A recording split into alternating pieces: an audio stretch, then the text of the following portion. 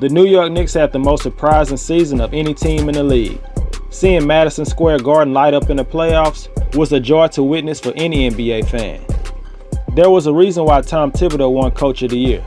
With the talent level that is on the Knicks team, to be able to lead them to a top 4 seed in the Eastern Conference is remarkable.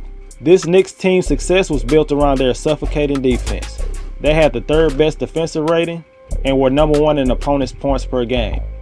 Julius Randle had an excellent season as he won Most Improved Player, but he was exposed in the playoffs.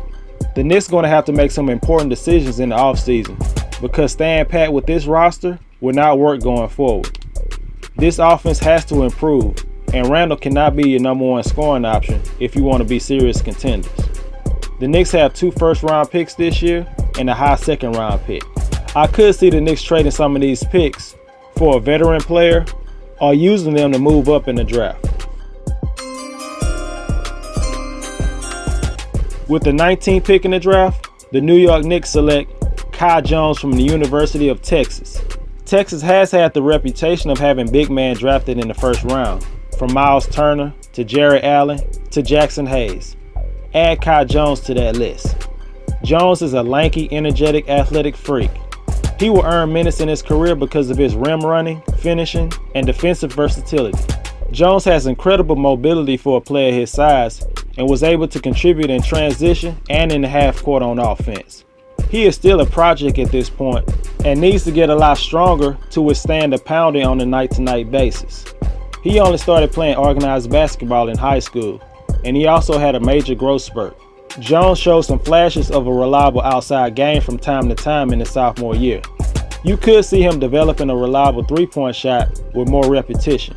Tom Thibodeau will be more intrigued about what Kai Jones can do on the defensive end. His 7'1" wingspan will allow him to deflect passes, block shots, and contest almost any shot from anywhere on the court. It might take Jones some time to put it all together because of his lack of experience. But when you have multiple first-round picks like the Knicks do, you can afford to take a chance on a guy like Kai Jones. With the 21st pick in the draft, the New York Knicks select Sharife Cooper from Auburn University. There's certainly a lot to like about him, but there's a lot not to like about him. Cooper is a maestro with the ball in his hands, arguably the best playmaker in the draft. He can pass with either hand, makes great outlet passes, and can run the pick and roll very well. Cooper has elite speed and quickness to get to any spot on the court. He has excellent change of speed and direction to keep the defense off balance. And he has a knack for drawing a lot of fouls and getting to the foul line. He's almost Trae Young-like with his ability to draw fouls. Cooper's speed, quickness, and passing talent would suggest he's an obvious lottery pick.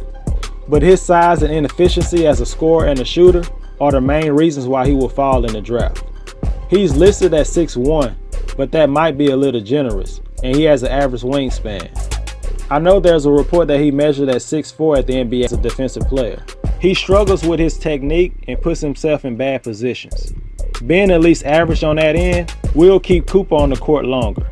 Having a true point guard would definitely benefit the Knicks. Alfred Payton was a complete disaster for the Knicks, and D. Rose can only do so much at his age. Sharife Cooper is a prospect that can get easy buckets for not only Julius Randle and RJ Barrett, but for everybody on the team. With the 32nd pick in the draft, the New York Knicks select Joe Wieskamp from the University of Iowa. More shooting is definitely needed for this Knicks team, and Wieskamp was one of the best shooters in college basketball. He shot an excellent 46% from three-point range in his junior year at Iowa. Wieskamp also showed a great feel for the game, often making plays for his teammates to go along with his shooting. He's a smart, high IQ guy who moves really well without the ball. He's a great rebounder for his position and also competes well on the defensive end.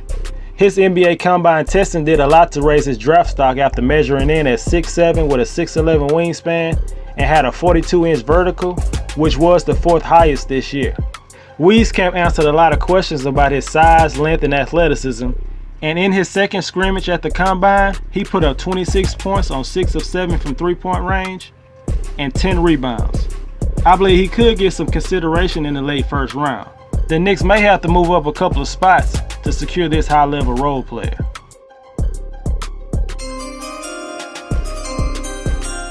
With the 58th pick in the draft, the New York Knicks select Justin Champagnie from the University of Pittsburgh. He's another player who played well in the scrimmages at the NBA Combine. Champagnie had a very productive year as a sophomore at Pittsburgh. He was the first player in the program to average a double-double for the season since DeJuan Blair did it in 2008. Champagnie is an intense competitor and plays with a lot of toughness. He has a knack for finding ways to score the ball around the rim and has improved as an outside shooter, and is always looking to cut to open spots for easy baskets. And just like Wieskamp, Champagnie is an excellent rebounder as he averaged 11 rebounds a game. Nothing is guaranteed when you're drafting this late in the draft, but if you can find a player like Champagnie who has good size for his position, is very productive, and someone who brings high energy and a high motor, you should be very satisfied.